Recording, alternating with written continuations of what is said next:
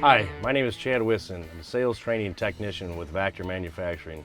Today we're going to show you the different operator functions of the 2100i and how to engage them. In order to put the machine into jet mode, it's a matter of just hitting the jet mode button here on the screen. Our truck is now in jet mode, which will allow us to use the water pump on the truck.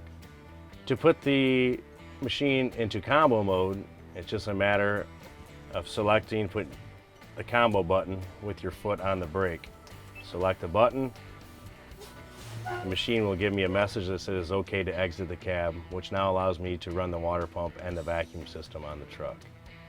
To operate the machine in the Vac-on-the-Go mode, once you are in combo mode, it's a matter of selecting the Vac-on-the-Go button, which is engaged now, and now you can run the truck with the Vac-on-the-Go pedal. In order to put the machine into recirc mode, it's as simple as selecting the recirc button on the control panel. Once selected, it will allow you to drive down the road with the water recirculating on the truck. For more helpful operational tips, contact an authorized Vactor dealer or visit vactor.com.